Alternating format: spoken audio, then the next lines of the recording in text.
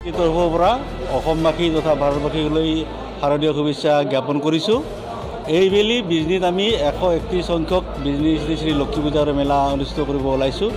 আজি প্ৰথম দিন। আজি ইতিমধ্যে আমাৰ পতাকা উত্তোলন আৰু স্মৃতি তৰ্পণ অনুষ্ঠিত হৈ গ'ল আৰু সন্ধিয়া 7 বজাত আমাৰ স্থানীয় বিধায়ক মাননীয় অজয় ৰায় তেখেতে পূজাৰ মেলাখন অনুষ্ঠিত কৰিব। ইয়াত আমাৰ অতিথি হিচাপে উপস্থিত হ'ব আমাৰ চিৰাং জিলাৰ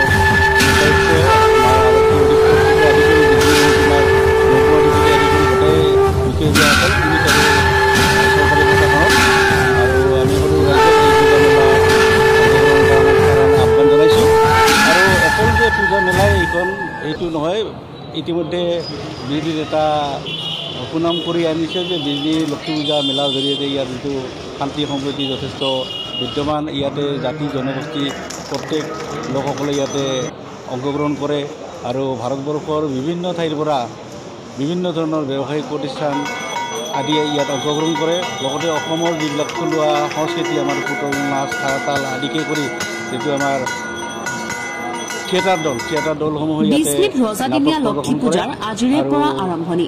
পূজা সমিতিৰ পতাকা উত্তোলন, শ্বহীদ বেদীত স্মৃতি তৰ্পণ। চিৰাং জিলাৰ বিজনীত ৰজাদিনীয়া লক্ষী পূজাৰ আজিৰে পৰা শুভাৰম্ভ। পূজা সমিতিৰ পতাকা উত্তোলন কৰে পূজা আৰু মেলা পৰিচালনা সমিতিৰ সভাপতি ধনঞ্জয় ৰায়ে। প্ৰথমতে আপোনালোকৰ চেনেলৰ জৰিয়তে আমি বিজনী শ্ৰী লক্ষী পূজা কমিটিৰ তৰফৰ পৰা আমাৰ সমূহ ভক্তপ্ৰাণ ৰাইজক আমি আদৰণি জনাইছোঁ। যিহেতু আজিৰ পৰা আমাৰ বিজনী শ্ৰী লক্ষী পূজাৰ মেলা আৰম্ভ হৈছে। এইটো এটা ঐতিহাসিক মেলা, ৰজা বিজিত নাৰায়ণে প্ৰতিষ্ঠা কৰা মেলা। গতিকে এইটো এটা ঐতিহাসিক স্থান হয়, ঐতিহাসিক পূজা হয়, ঐতিহাসিক মেলা হয়। এই ঐতিহাসিক পূজা মেলাখনত ইতিমধ্যে আমাৰ মাজত অসম তথা পশ্চিমবংগ কলিকতাৰ পৰা ইতিমধ্যে অনুষ্ঠান প্ৰতিষ্ঠানবিলাক আহি উপস্থিত হৈছে। আমি আশা ৰাখিছোঁ যোৱা 2 বছৰ যিহেতু কোভিডৰ কাৰণে আমি পূজা মেলা অনুষ্ঠিত কৰিব পৰা নাই, এইবাৰ মানে বহুত ইচ্ছা উদ্দীপনাৰে অনুষ্ঠান প্ৰতিষ্ঠানবিলাকো আহি তেওঁলোকে উপস্থিত হৈছে। আমাৰ ৰাইজ সকলোৱে ইতিমধ্যে মানে এই পূজা মেলা উপভোগ কৰাৰ কাৰণে সকলোৱে প্ৰস্তুতি ঘৰত লৈ আছে। আমি আশা ৰাখিছোঁ যিকেইদিন আমি মেলা ৰাখিছোঁ 13 দিনীয়া আজিৰ পৰা 21 অক্টোবৰলৈকে খুব সুকলমে পাৰ হ'ব বুলি আমি অনুমান কৰিব পাৰিছোঁ। মহকুমা প্ৰশাসনৰ ফালৰ পৰাও খুব ভাল সহযোগিতা আমি এইবাৰ পাইছোঁ। আমাৰ যিবিলাক এণ্ট্ৰি মানে গেট আগত যিবিলাক আছিল তাতকৈ এইবাৰ বঢ়াই দিছে। ইতিমধ্যে 6খন আমাৰ এণ্ট্ৰি গেট ইয়াত মানে প্ৰৱেশ পথ এইবাৰ পুলিচ প্ৰশাসনৰ তৰফৰ পৰা বনাই দিছে।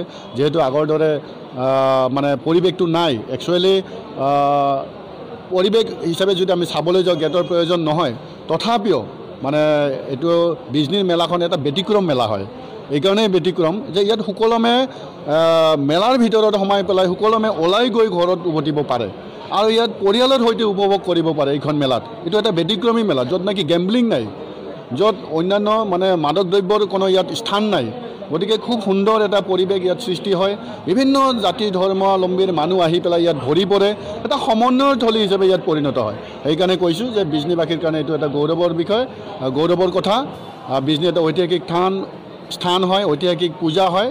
গতিকে আমি আশা ৰাখিছোঁ আপোনালোকৰ চেনেলৰ জৰিয়তে যিসকল ভক্তপ্ৰাণ ৰাইজ আহিম বুলি ভাবি আছে, এই 21 তাৰিখৰ ভিতৰত তেওঁলোকে নিশ্চয় আমাৰ পূজাৰ মেলাত আহি উপভোগ কৰিব পাৰিব। যদি চাৰ্কাছ থিয়েটাৰ চালে থিয়েটাৰ, মীনা বজাৰ আদি যি লাগে উপভোগ কৰাৰ কাৰণে গোটেইখিনি আমাৰ এই পূজা মেলাত এইবাৰ আহিছে।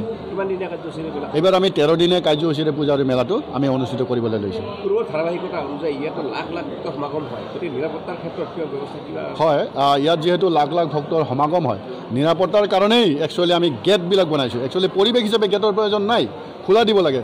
কিন্তু যিহেতু ইয়াত পৰিয়ালৰ সৈতে ইয়াত সোমাব, গতিকে প্ৰশাসনে সেই কথাটো মানে ৰিস্কটো নলৈ পেলাই তেওঁলোকে গেটৰ ব্যৱস্থাটো কৰিছে পূজা কমিটিৰ লগত যৌথভাৱে আলোচনা কৰি। গতিকে তাত আমাৰ ভলণ্টিয়াৰ্ছ থাকিব আৰু পূজা মহকুমা প্ৰশাসনৰ পৰা ছিকিউৰিটি তেওঁলোকে পুলিচ প্ৰশাসন